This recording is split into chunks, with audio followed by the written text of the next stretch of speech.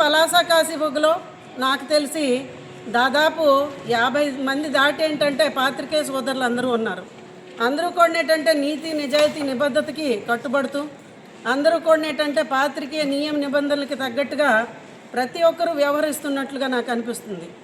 కానీ గత 5 రోజుల క్రితం ఏంటంటే ఒక పత్రికలో ఇలాంటి కథనం అనేది ఒకటి ప్రచురితం అవటం అనేది జరిగింది. ఇది కూడా ఏంటంటే వార్త అని పెద్ద అక్షరాలతో రాసి పైన ఏంటంటే కింద పైన చిన్న అక్షరాలతో జాతీయ వార్త అనే పత్రిక ఇది వీళ్ళు మాత్రమే ఇలాంటి న్యూస్ అనేది ఫేక్ న్యూస్ అనేది ప్రచురితం చేస్తున్నారండి. కాబట్టి దీనికి సంబంధించి నేను విషయమైతే మీకు అందరికీ తెలియజేస్తున్నాను. ఫస్ట్ ఆఫ్ ఆల్ హెడ్డింగ్ చూడండి.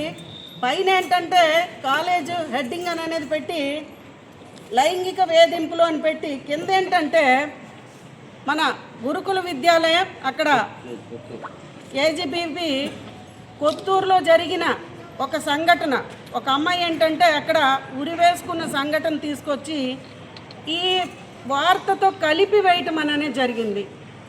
ఇది ఎంతవరకు కరెక్ట్? అసలు ఈ కళాశాలలో ఇలాంటి సంఘటన ఏది కూడా జరగలేదు. ఫస్ట్ ఆఫ్ ఆల్ అలాంటిది ఈ అవాస్తవాలు ఏ విధంగా ప్రచురితం చేస్తున్నారు? సదరు ఎవరైతే ఈ పత్రిక వేస్తున్నారో వారికి నేనేంటంటే డైరెక్ట్గానే అడుగుతున్నానండి. ఈరోజు నేను వారి పేరు కూడా ప్రస్తావించడానికి చాలా అసహించుకుంటున్నాను. ఎందుకంటే అందరు పాత్రికేయ సోదరులు కూడా ఈ కళాశాలకు వచ్చారు, ఏం జరిగిందని అనేది వాస్తవాలు తెలుసుకున్నారు. తెలుసుకున్నాకేంటంటే బయట కూడా వాస్తవాలు ఏంటి అనేది తెలుసుకొని దాని తర్వాత మీరు ఎప్పుడైనా మాట్లాడితే అప్పుడు మేమేంటంటే వస్తామండి అని చెప్పేసి ఏంటంటే అనుకుంటే ఈ విధమైన అవాస్తవమైన ఒక వార్త ప్రచురితం కావటం వలన నా వేలాది మంది పేరెంట్స్ కావచ్చు, నా వేలాది మంది స్టూడెంట్స్ కావచ్చు, ఈ కళాశాల నుంచి దాదాపు 19,000 మంది ఈ రోజుకి ఏంటంటే రిలీవ్ అయ్యి ఉన్నారండి. వాళ్ళందరిలో కొన్ని ఒక అపోహ కలిగించేటట్లుగా ఈ వార్త వేయటం జరిగింది. ఇది చాలా తప్పు అని నేను భావిస్తున్నాను. అలాగే ఏంటంటే కొన్ని విషయాలు ఈ వార్తాపత్రికలో తెలియజేయటం అనేది జరిగింది. గత 6 సంవత్సరాలుగా సదరు ఎవరైతే అబ్బాయి ఉన్నాడో ఇక్కడ వర్క్ చేస్తున్నాడని చెప్పారండి. యాక్చువల్గా 2.5 ఇయర్స్ నుంచి ఆ అబ్బాయి ఇక్కడ వర్క్ చేశాడండి. ఒకటి నెక్స్ట్ ఏంటంటే ఇక్కడ సివిఆర్ న్యూస్ అని ఒక టెక్కలికి చెందిన ఒక వ్యక్తి గిరి అనే వ్యక్తి ఏంటంటే ఒక వీడియోతో ఒక యూట్యూబ్ వీడియో అనేది రిలీజ్ చేయటం అనేది జరిగింది. అందులో చూసుకున్నట్లుగైతే ఫస్ట్ ఇయర్ చదువుతున్న అమ్మాయి అని చెప్పారండి. ఇది చాలా పెద్ద తప్పండి ఇది. ఎందుకంటే ఏదైనా ఒక విషయము వార్తల్లో ప్రచురితం చేస్తే ఖచ్చితంగా దానికి సంబంధించి నిజాలు ఏంటననే తెలుసుకొని మాట్లాడాలి. నా సెకండ్ ఇయర్ రిలీవ్డ్ అయిన ఒక స్టూడెంట్ అండి ఇక్కడ నుంచి రిలీవ్ అయిపోయి ఫిబ్రవరి 20వ తారీఖు అనేది లాస్ట్ వర్కింగ్ డే 2025-26కి సంబంధించి అప్పుడు రిలీవ్ అయిపోయిన అమ్మాయి బయట జరిగిన ఇష్యూకి కాలేజ్కి ఏమిటి సంబంధం ఉంది? అసలు బయట ఎవరు ఏం చేసుకుంటే నేనెలా ప్రశ్నిస్తాను, నేనెలా మాట్లాడతాను, నేనెవరిని మాట్లాడడానికి? ఆ తల్లిదండ్రులు కానీ లేకపోతే ఏంటంటే ఆ వ్యక్తి కానీ వాళ్ళ యొక్క ఇంట్లో సత్సంబంధాలు అనేవి ఫస్ట్ అంతా ఉండేవి. వాళ్ళు వీళ్ళింటికి వాళ్ళింటికి వెళ్ళేవాళ్ళు వచ్చేవాళ్ళని అనేది నాకు మొన్న తెలిసిన విషయము. కానీ కొన్ని అవాస్తవమైన విషయాలు ఏంటంటే ప్రచురితం చేయటం అనేది ఇది కరెక్టా అనేది నా సోదరులకు అందరికీ కొన్ని అడుగుతున్నాను, అలాగే తెలియజేస్తున్నాను.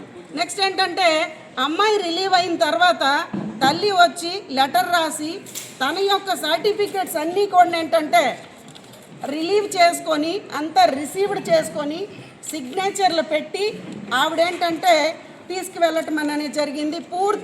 పూర్తిగా అన్ని సర్టిఫికెట్స్ కొన్ని ఈవెన్ ఇంటర్మీడియట్ మార్క్ షీటు మీద కూడా నేను సంతకం పెట్టి ఇవ్వటం అనేది జరిగింది. ఎందుకంటే ఇంజనీరింగ్ కౌన్సిలింగ్లకి అవి అవసరం ఉంటాయి కాబట్టి.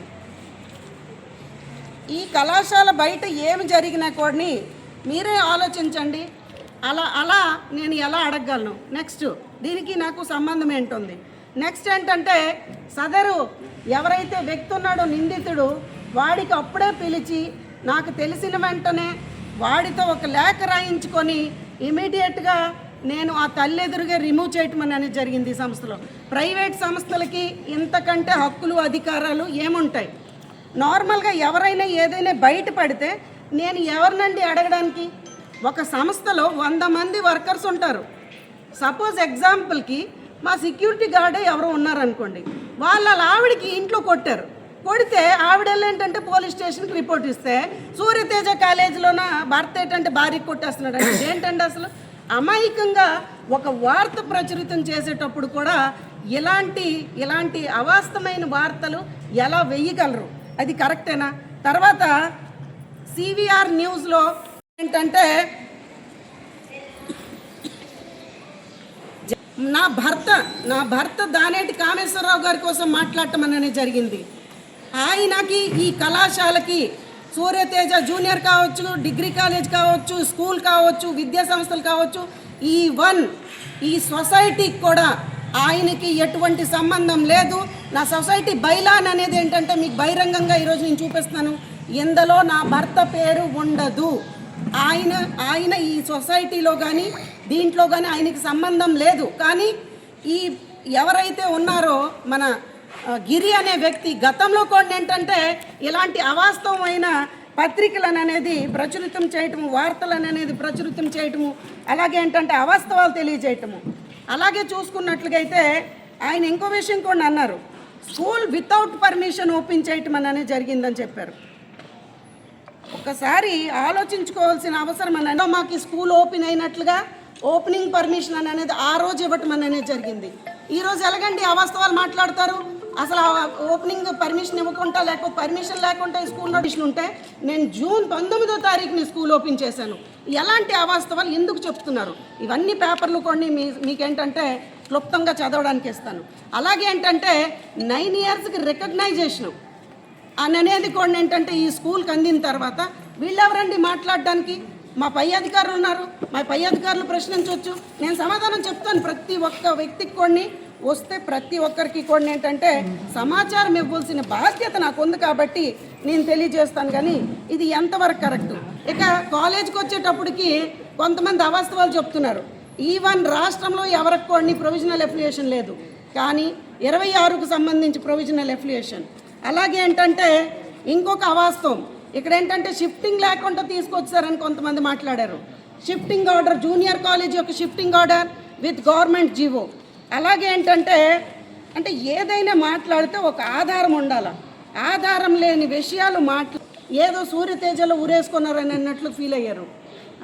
ఈ కథనం అనేది తెచ్చి ఇక్కడ అతకడం ఏంటండి? ఇంత క్రిమినల్ యాక్టివిటీ ఎంతవరకు కరెక్ట్? ఇది ఇంత క్రిమినల్ యాక్టివిటీ చేయటము, అవాస్తవాలను ఏంటంటే వాస్తవానికి తెచ్చి ఆ వాస్తవంని అవాస్తవం చేయడము, ఇలాంటి క్రిమినల్ యాక్టివిటీస్ అనేది చేయటము ఎంతవరకు కరెక్ట్ అనేది నేను సూటిగా అడుగుతున్నాను.